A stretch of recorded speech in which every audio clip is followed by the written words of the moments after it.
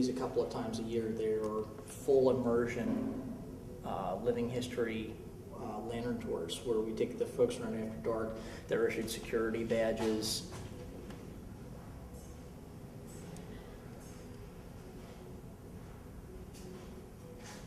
I don't know if you wanted that in front of the dehumidifier. Actually, I'm cropping it really good. Okay.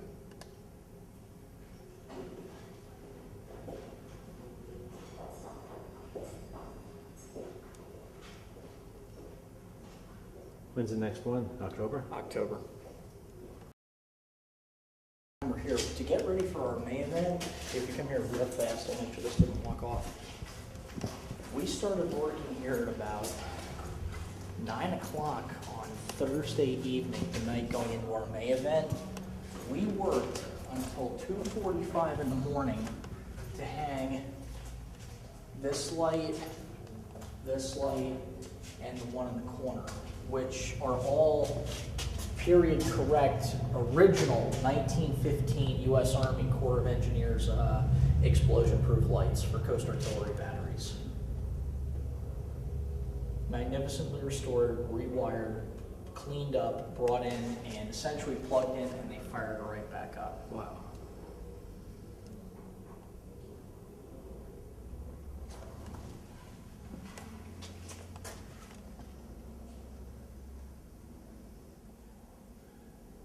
That one over there needs a cage. So we can find as many of the cable hangers as we can, and we're rerunning the cable in its original configuration.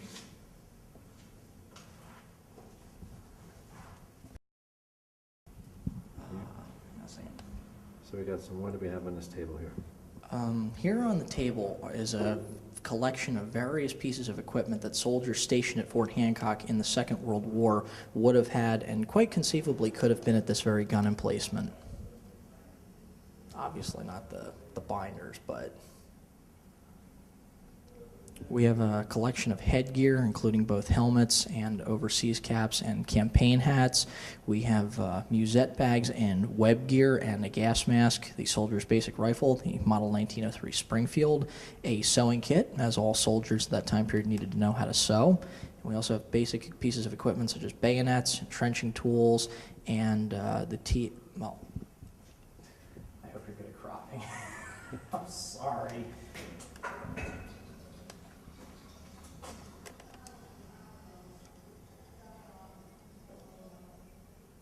The typewriter is part of it? Yeah, the typewriter is an original period correct typewriter. Wow. And as we explain to children when they take a look at that, it is a vintage World War II era laptop with a self-contained printer, and spell check is dependent entirely upon the aptitude of the user. It's brilliant. It never crashes. Oh yeah, that too, it never crashes. It can jam, but it's easy to fix. And this is tactical life at the fort in 43. That is day-to-day life at the fort if you were an officer in 43. Typewriters in that home, and they are, and kids walk up to them and they haven't got a clue as to what they really are. Wow. Which is really depressing. It is. It is. That's why we need to do this. So these are what? Let me get, unfortunately, I've got, if you can go above this, because, okay, yeah, like I said, this is, if you come back here in October, everything will be spotless, squared away in, like I said, 1943.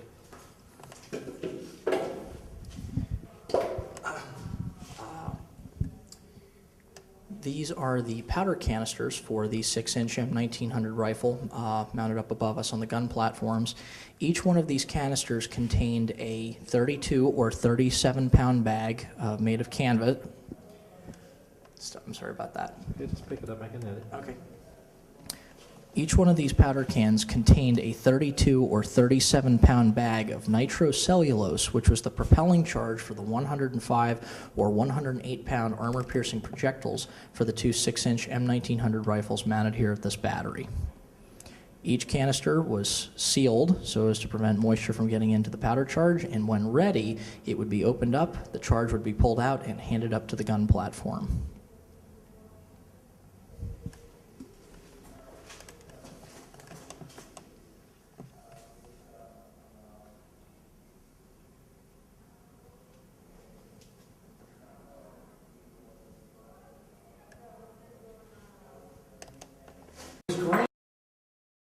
two main things we have here.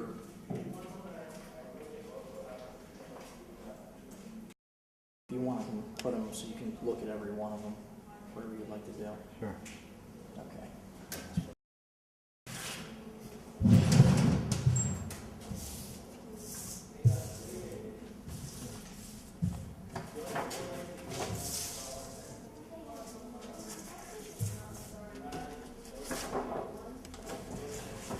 That's projected.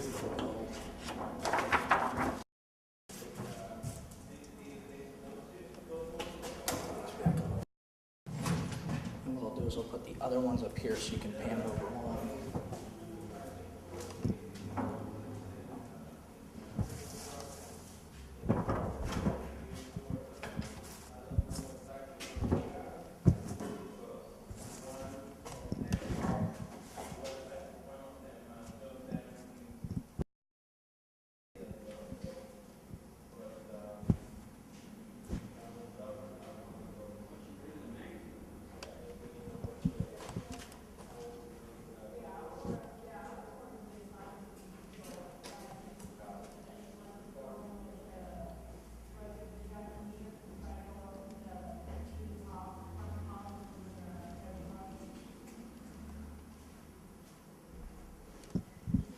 Hang tight, I'll be right back. Okay.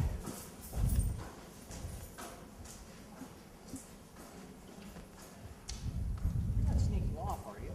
No, Okay. I saw you with your purse and your. and no, your I've port- just your gotta port- hold on to it. You can put them in the fly room if you want. Yeah, maybe. What's the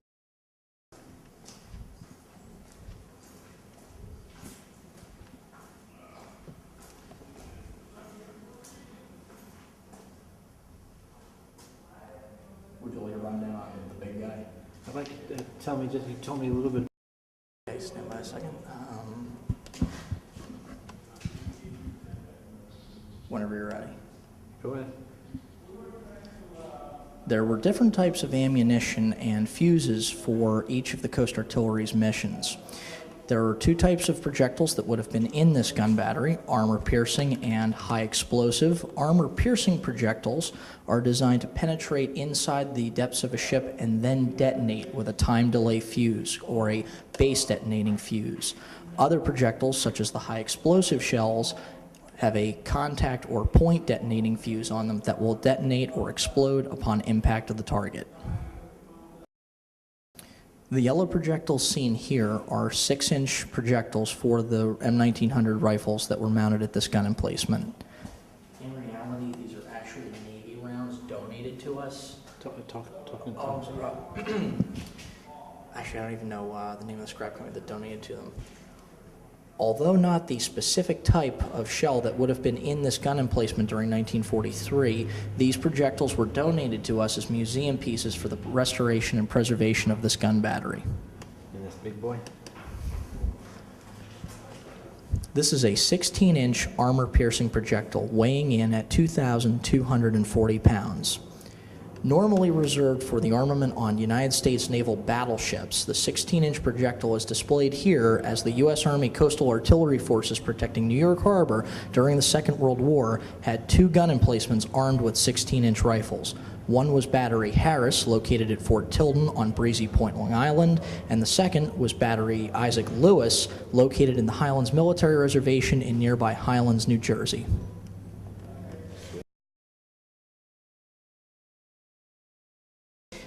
As the examination battery would fire first, you would actually get a warning shot across your bow prior to opening fire. If we were forced to fire on you, you initially would get a plugged round, which was an armor-piercing shell that had been rendered inert and filled with sand, so it would retain its ballistic weight so it would fly properly, and it would be painted a different color so you wouldn't confuse it. And given the fact that it would most likely be fired with a guarantee to be actually put down range at a potential target, it would have probably been liberally covered with the graffiti that you see here.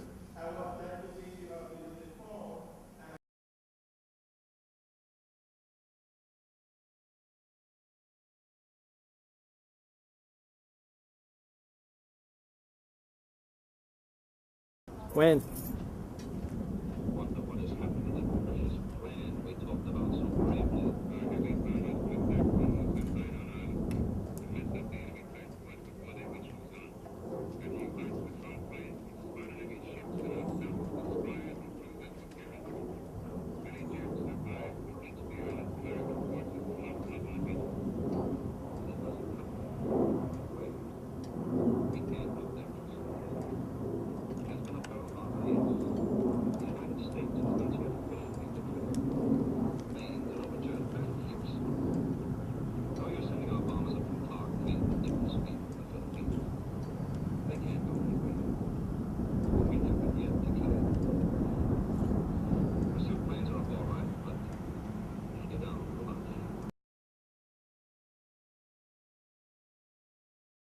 up here, like I was telling you yesterday. And when I get that red flag up here, everybody can see that coming off the beach. So they've got to. That's what you were talking about. Yeah, okay. that they gotta. So then everybody, UPMs are like, well, yeah, we saw the red flag up here, so.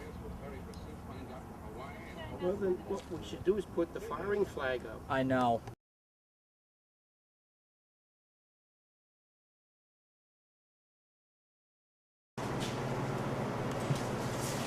Non-period? Okay, well, this is pre-period, so I think so. Well, that would be period. Well, it's 1918, So for it would have been here in 43. This is pre-period. Yeah, oh, no, definitely not. And the power strip, we won't get the power strip.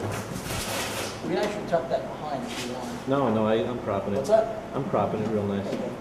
And I'll tilt this to you so you can get that on the way. So maybe you can give me a quick voice over what are we looking at? Okay. Did you want him to pick up the phone and demonstrate? Kyle, Did you get it to work?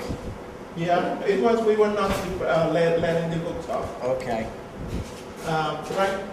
Right now, we're selecting the operator switch and the telephone that he's going to be using. Okay, So- one more time, say again? Okay.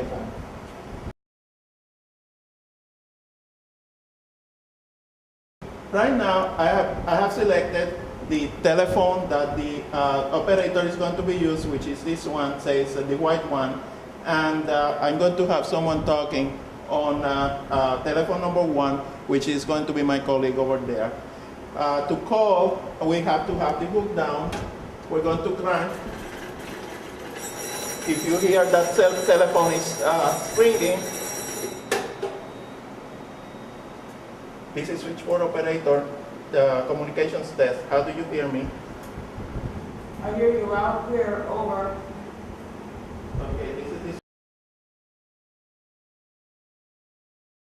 is which telephones would be working together. Like if I would have telephone number 3 and telephone number 5 up, and then a telephone number 4 down, and telephone on the second line, and telephone number 7, telephone 3 and 4 and 5, and telephones 4 and 7 would be talking alone, independently of each other. So I could have 1, 2, 3, 4, and 5 different circuits.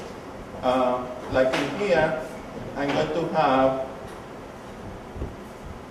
let's see.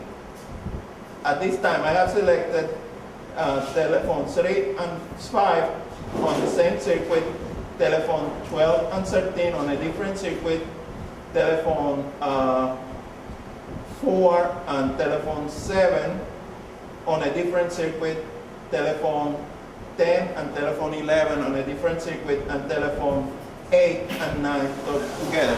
So I can have 5 different groups talking to each other, irrespective, and then they're not listening to each other's conversation.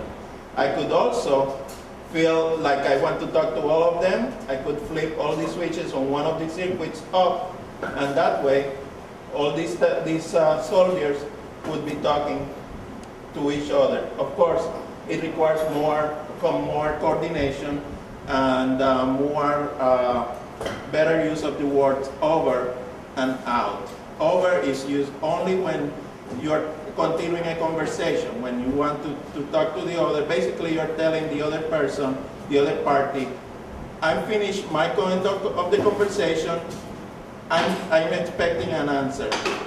Out is only used when you are signaling to the other person, I'm finished my end of the conversation, no answer is expected, so we're not going to continue talking after I say out. Over and out, that's not cool. It's over or out.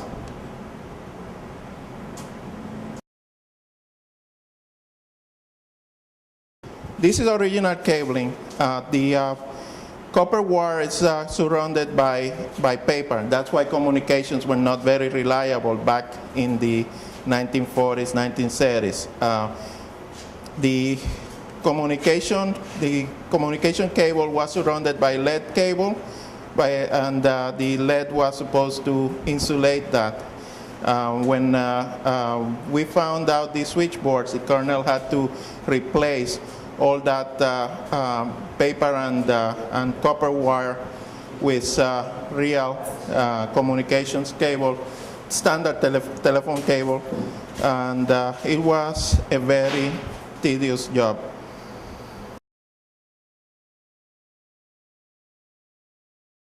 Sets there and the two up on the wall were pretty much new in box when we got them.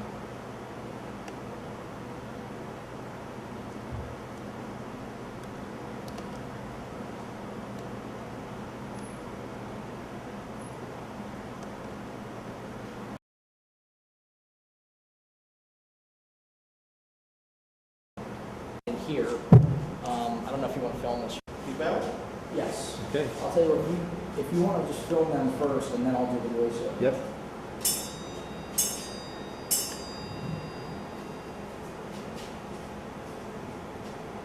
Kind of get a look right at that indicator box.